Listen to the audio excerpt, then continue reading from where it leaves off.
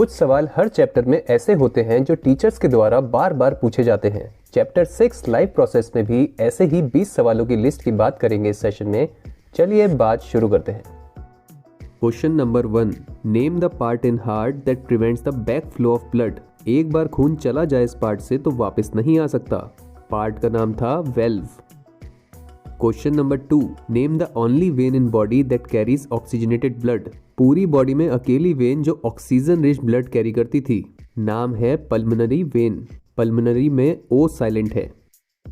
Question number 3, name the finger like projections present on the walls of small and large intestine. उंगलियों के जैसे दिखने वाले structures जो डाइजेस्टेड फूड को सर्कुलेटरी सिस्टम तक लेके जाते हैं, नाम है villi, VILLI। Question 4, name the enzyme secreted bye salivary glands. Glands ये माउथ में प्रेजेंट होते थे और एंजाइम जो सिक्रेट करते हैं उसके नाम में भी सैलिवरी वर्ड आता है। एंजाइम का नाम था salivary amylase. Question number 5, name the largest artery in the body. Largest इसलिए होती थी क्योंकि हार्ट से बॉडी के सारे पार्ट्स तक खून को लेके जाती थी, नाम था एओर्टा। 5 सवालों की बात हो गई है, बात को कंटिन्यू करते हैं। Question number 6, name the only artery in body that carries deoxygenated blood. अकेली ऐसी आर्टरी बॉडी में जो कार्बन डाइऑक्साइड कंटेनिंग ब्लड को कैरी करती थी, नाम था pulmonary artery. Question number 7, name the structural and functional unit of kidney, या फिर name the filtration unit of kidney. ऐसे स्ट्रक्चर्स जो किडनी में लाखों की तादाद में होते थे, नाम था nephrons. Question number 8, name the nutrition mode where complex food is first consumed and then converted into simple form inside the body. Complex food पहले खा लिया जाता था और फिर बॉडी के अंदर उसको सिंपल फॉर्म में कन्वर्ट किया जाता था। कौन सा था ये खाने का तरीका? Holozoic nutrition.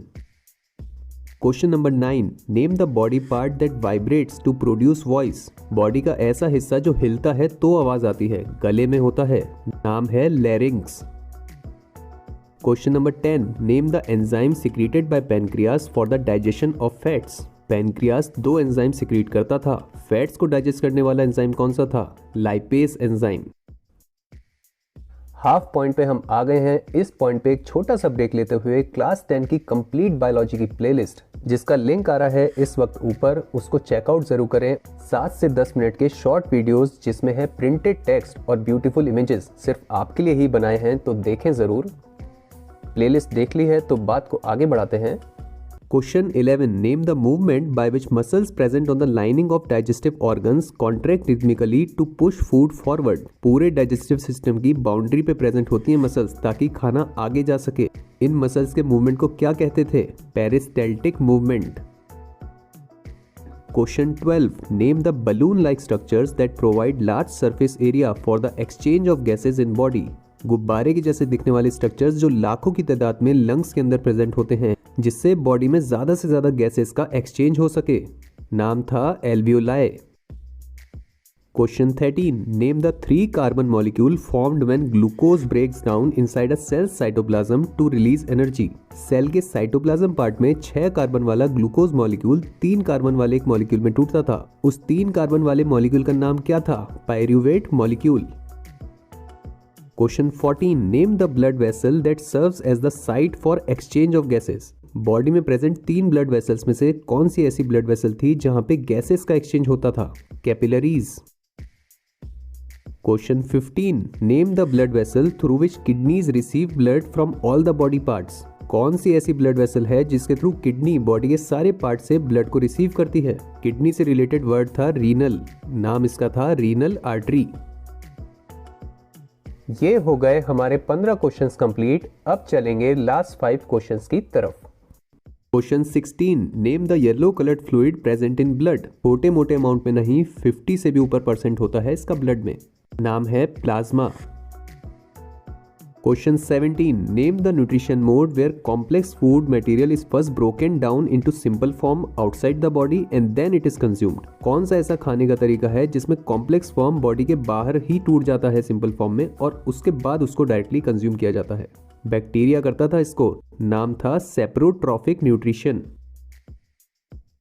Question 18, name the enzyme secreted by pancreas for protein digestion. Protein को डाइजेस्ट करने के लिए बॉडी में दो पार्ट्स थे जो एंजाइम सिक्रीट करते थे। स्टमक से निकलता था पेप्सिन एंजाइम और पैनक्रियास से निकलता था ट्रिप्सिन एंजाइम।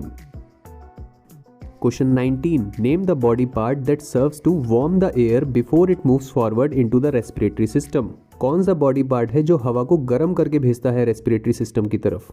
नाम है फेरिंग्स। और लिस्ट का 20वां और आखिरी सवाल, name the blood cells that get activated to fight any infection in body. Body में किसी भी तरह के इन्फेक्शन से लड़ने वाले ब्लड सेल्स कौन से हैं? नाम है वाइट ब्लड सेल्स। लास्ट के 10 इयर्स में चैप्टर 7 कंट्रोल एंड कोऑर्डिनेशन में सबसे ज्यादा पूछे जाने वाले 20 सवाल की लिस्ट की बात करेंगे इस सेशन में। चलिए बात शुरू करते हैं। सवाल नंबर 1, name the hormone in our body that regulates body metabolism. कौन सा हार्मोन है जो बॉडी में न्यूट्रिएंट्स के ब्रेकडाउन और अपटेक को मैनेज करता है? नेम था थायरॉक्सिन हार्मोन। सवाल number 2, name the kind of plant movement in which the direction of response is independent of the direction of stimulus. Plant में ऐसा कौन से तरह का मूवमेंट होता है जिसमें रिस्पॉन्स का डायरेक्शन स्टिमुलस के डायरेक्शन पे डिपेंड नहीं करता है? नाम क्या था? नेस्टिक मूवमेंट या फिर non directional movement. Question 3, name the receptors in the body that sense touch. कौन से रिसेप्टर्स थे बॉडी में जिसके थ्रू टच यानी कि किसी चीज को छूने का सेंस होता है हमें? नाम था thigmoreceptors. Question number 4, name the phytohormone or plant hormone involved in the act of seed germination. Plant में ऐसा कौन सा हार्मोन था जो बीज में फुटाव लेने के वक्त सिग्नल रिलीज करता था? नाम था गिबरलिंस। 2 डबल लेटर्स आते थे इसमें, डबल बी और double L. Question number 5, name the longest part of a nerve cell or neuron. Neuron नामक सेल में सबसे लंबा पार्ट कौन सा होता था? नेम था एक्सॉन। 5 सवालों की बात हो गई है, बात को कंटिन्यू करते हैं। Question number 6, name the hormone in body that regulates the sugar level in blood. Body में ग्लूकोज के लेवल को मेंटेन करने वाला कौन सा हार्मोन होता है? डेली लाइफ में भी सुनते हैं हम इस वर्ड को। नेम है insulin. Question number 7, name the part of brain that maintains the posture and balance of body. Brain का कौन सा पार्ट है जो हमारे पोस्चर और बैलेंस को मेंटेन करता है? नेम है cerebellum. Question number 8, name the phytohormone or plant hormone involved in the act of apical dominance. Apical dominance नामक एक्ट में कौन सा प्लांट हार्मोन इन्वॉल्व होता था? नाम था auxin hormone. Question number 9, name the tropism shown by the pollen tube of a flower. Flower में जो पॉलन ट्यूब नामक पार्ट होता है वो कौन सा ट्रोपिज्म शो करता है? नेम है chemotropism. Question number 10, name the part of brain that is mostly involve in problem solving. Brain का कौन सा पार्ट है जो हमें किसी भी प्रॉब्लम को सॉल्व करने में हेल्प करता है? नेम है सेरिब्रम। हाफ पॉइंट पे हम आ गए हैं। इस पॉइंट पे एक इंटरेस्टिंग बात आपके साथ शेयर करेंगे। अकेले बायोलॉजी सब्जेक्ट में ऐसे बहुत सारे टॉपिक्स हैं जिसमें आप डायग्राम्स की पढ़ाई करते हैं, लेकिन क्या आप जानते हैं कि इन टॉपिक्स को पढ़ने का भी एक प्रॉपर तरीका होता है? इस लेटेस्ट तरीके को जानने के लिए देखिए 3 मिनट का वो शॉर्ट वीडियो जिसका लिंक आ रहा है इस वक्त ऊपर। एक बार इसको सीख लेंगे तो बायोलॉजी का कोई भी डायग्राम बेस्ड टॉपिक आप ज़्यादा आसानी से पढ़ पाएंगे। आई होप वीडियो आपने देखा और आपको पसंद भी आया। बात को अब आगे बढ़ाते हैं। Question number 11, name the phytohormone or plant hormone involved in the act of stomata closure. Plant की लीव्स में आते जितने भी स्टोमेटा है उनको क्लोज करने के एक्शन में कौन सा हार्मोन हेल्प करता है? नेम था एब्साइसिक एसिड। स्पेलिंग चेक करो इसकी, पहले आता है SCI और फिर आता है SIC। Question number 12, name the hormone in our body that provides high energy in fight or flight situations. Body में कौन सा ऐसा हार्मोन है जो हमें लड़ने या फिर भागने वाली किसी भी सिचुएशन में हाई एनर्जी प्रोवाइड करता है? नेम है adrenaline hormone. Question number 13, name the kind of plant movement in which the direction of response is dependent on the direction of stimulus. ऐसे कौन से तरह के प्लांट मूवमेंट्स हैं जिसमें रिस्पॉन्स का डायरेक्शन स्टिमुलस के डायरेक्शन पे डिपेंडेंट होता है? इसका नेम है ट्रॉपिक मूवमेंट्स या फिर directional movements. Question number 14, name the gap present between 2 connecting neurons. किन्हीं भी 2 न्यूरॉन्स के बीच में आने वाले खाली एरिया को क्या कहते हैं? इसका नाम था synapse. Question number 15, name the receptors that sense taste. Body में ऐसे कौन से रिसेप्टर्स हैं जो टेस्ट को सेंस करते हैं? नेम था गस्टेटरी रिसेप्टर्स। ये हो गए हमारे 15 क्वेश्चंस कंप्लीट। अब चलेंगे लास्ट 5 क्वेश्चंस की तरफ। Question number 16, name the phytohormone or plant hormone involved in the act of rapid cell division. Plant में बहुत तेजी से सेल्स को मल्टीप्लाई करने के एक्ट में कौन सा हार्मोन इन्वॉल्व होता था? नेम था cytokinins hormone. Question number 17, name the hormone in our body that regulates body growth. Human body कितनी तेजी से ग्रो करती है, इस चीज को कौन सा हार्मोन रेगुलेट करता है? नेम इजी था, growth hormone. Question number 18, name the part of brain that controls respiration and sleep.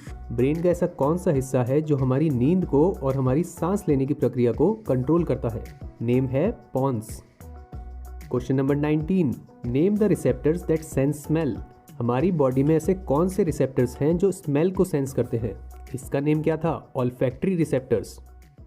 आखिरी सवाल, name the pathway system present in nervous system for the relay of information. हमारी bodies में ऐसा कौन सा पाथवे सिस्टम है जो इंफॉर्मेशन को सही जगह पे पहुंचाने का काम करता है?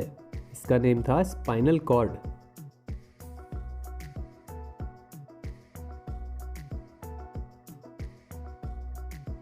लास्ट के 10 इयर्स में chapter 8 how do organisms reproduce में 20 सबसे ज्यादा पूछे जाने वाले सवाल के लिस्ट के बारे में बात करेंगे इस सेशन में।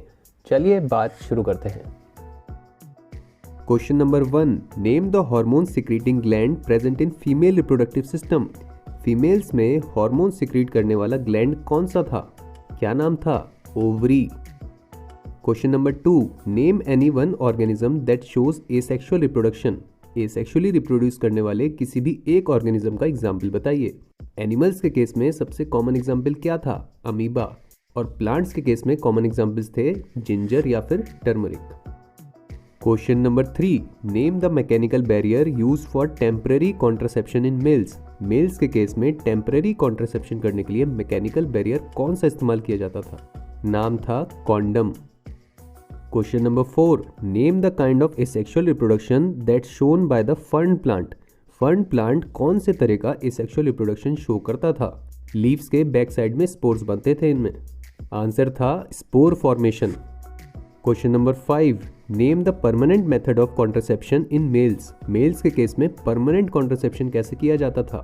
एक ट्यूब थी जिसको परमानेंटली क्लोज कर दिया जाता था। नाम था वास डेफरेंस और मेथड का नाम हो गया वास डेफरेंस सर्जरी। 5 सवालों की बात हो गई है, बात को कंटिन्यू करते हैं। Question number 6, name the hormone secreting gland present in male reproductive system. Males के केस में हार्मोन कौन से ग्लैंड से सिक्रीट होता था? नाम था टेस्टीज या फिर testicles. Question number 7, name the process where in general body growth slows down and changes related to sexual maturation take place in body. Body की जो जनरल ग्रोथ होती है वो तो धीरे हो जाती है और साथ में सेक्सुअल जो मैच्योरिटी होती है बॉडी की वो तेजी से होने लगती है। प्रोसेस का नाम था प्यूबर्टी या फिर adolescence. Question number 8, name the kind of asexual reproduction that is shown by hydra plant. Hydra plant में कौन से तरह का एसेक्सुअल रिप्रोडक्शन होता था? इमेज ध्यान करोगे तो बता पाओगे। तरीका था budding. Question number 9, name the fluid that keeps the sperm alive thus protecting the genetic code carried by them. कौन सा ऐसा फ्लूइड था जो स्पर्म को जिंदा रहने में मदद करता था? फ्लूइड का नाम था prostate fluid. Question number 10, name the female sex hormone that stops uterus contractions during embryo growth time. जिस वक्त फीमेल्स में एम्ब्रियो का ग्रोथ होता है उस वक्त यूट्रस में नॉर्मली होने वाले कॉन्ट्रैक्शंस को कौन सा फीमेल सेक्स हार्मोन रोक देता था? हार्मोन का नाम था प्रोजेस्टेरॉन। हाफ पॉइंट पे हम पहुंच गए हैं। चैनल आपको पसंद आ रहा हो तो चैनल को इसी वक्त लाइक जरूर करें और अगर पसंद ना आ रहा हो तो डिसलाइक करें। जो भी फील करते हैं एक्सप्रेस जरूर करें। और बात को अब आगे बढ़ाते हैं।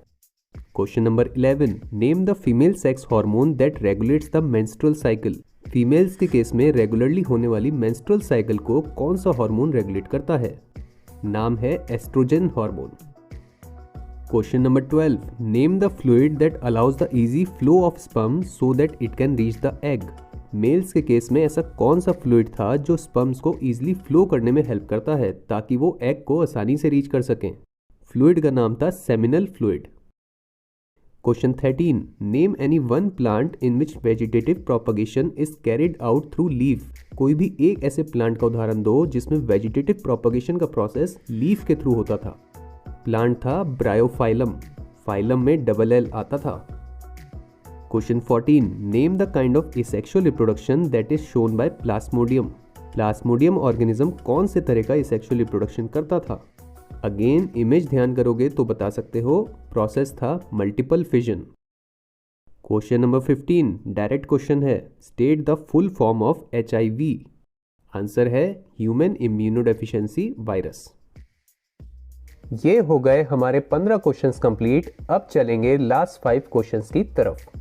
Question number 16, name the tissue through which baby present in mother's womb receives its nutrition.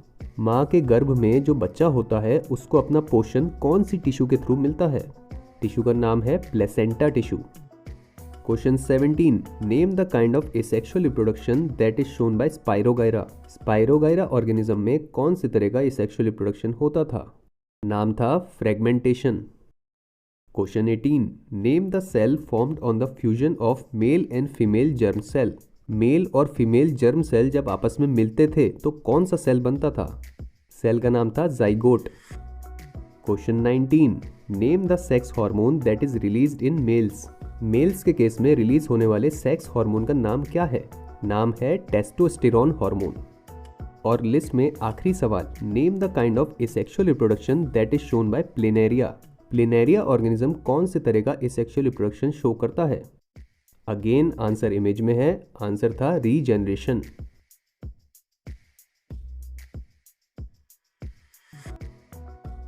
इस सेशन में बात करेंगे लास्ट के 10 इयर्स में सबसे ज़्यादा पूछे जाने वाले सवालों के बारे में फ्रॉम चैप्टर नंबर 8 हेरिडिटी। चलिए बात शुरू करते हैं। Question number 1, name the allele that gets expressed only when both the parents pass it on. ऐसा कौन सा एलील है जो सिर्फ तब एक्सप्रेस होता है जब दोनों ही पेरेंट्स उसे पास करें, अदरवाइज वो एक्सप्रेस नहीं होता है? एलील का नाम था recessive allele. Question number 2, name the biological science dealing with resemblances and differences of traits of related organisms within species. ऐसी कौन सी साइंस है जो किसी एक समय पे एक पर्टिकुलर स्पीशीज में आने वाले अलग अलग ऑर्गेनिजम्स में कौन से फीचर्स एक से हैं और कौन से फीचर्स अलग हैं उसकी बात करती है? साइंस का नाम था genetics.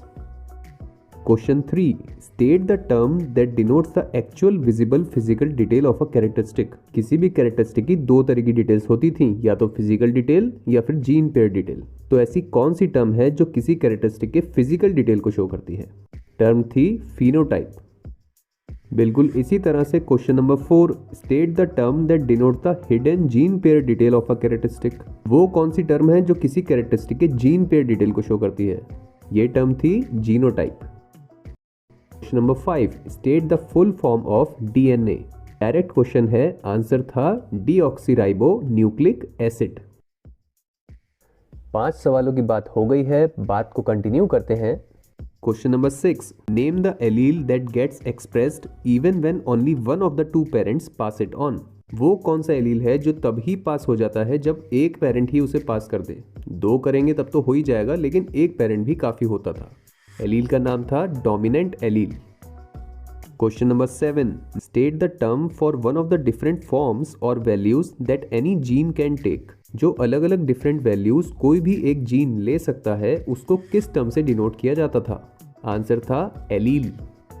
Question 8, state the number of chromosome pairs present in the nucleus of cells in humans.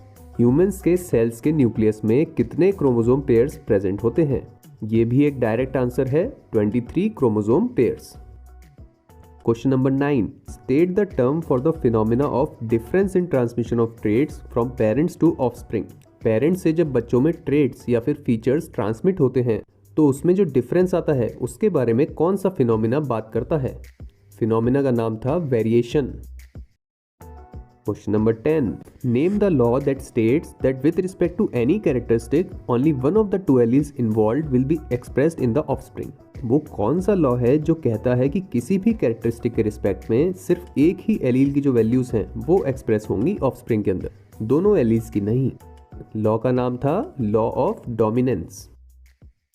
Half point पे हम आ गए हैं। इस पॉइंट पे एक छोटा सा ब्रेक लेते हुए क्लास 10 की कंप्लीट बायोलॉजी की प्लेलिस्ट, जिसका लिंक आ रहा है इस वक्त ऊपर, उसको चेकआउट जरूर करें। 7 से 10 मिनट के शॉर्ट वीडियोस जिसमें है प्रिंटेड टेक्स्ट और ब्यूटीफुल इमेजेस। प्लेलिस्ट देख ली है तो बात को आगे बढ़ाते हैं। Question 11, what is the proper term for the total genetic detail of an organism collectively contained in the nucleus? किसी भी ऑर्गेनिज्म की सारी जीन्स की डिटेल्स जो न्यूक्लियस के अंदर कंटेंट होती है उसको किस टर्म से बुलाया जाता था? टर्म थी genome. Question number 12, name the unit of heredity each of which contain details of just a single characteristic of an offspring. Heredity की वो कौन सी यूनिट है जिसमें हर एक में सिर्फ एक ही कैरेक्टरिस्टिक की डिटेल कंटेन होती है? इजी है ये सवाल, तो यूनिट का नाम था gene. Question 13, what kind of trait are passed on at birth through genes from one generation to the next generation? वो कौन से ट्रेट्स हैं जो जन्म के टाइम पे ही पास होते हैं जीन्स के द्वारा एक जनरेशन से दूसरी जनरेशन में? नाम में ही डिटेल थी, नाम क्या था? Inherited traits. Question number 14, name the law that states that a pair of contrasting or different traits are inherited independently of each other.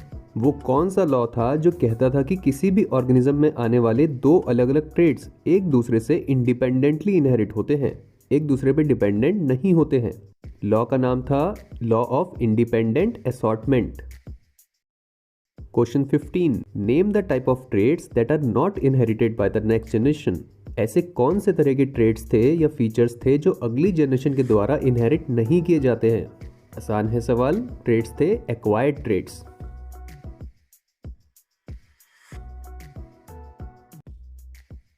Class 10 biology में लास्ट के 10 इयर्स में सबसे ज़्यादा पूछे जाने वाले सवालों की लिस्ट इसी के साथ होती है कंप्लीट। तो यहाँ तक आप पहुँचे हैं तो उसके लिए very very well done to you.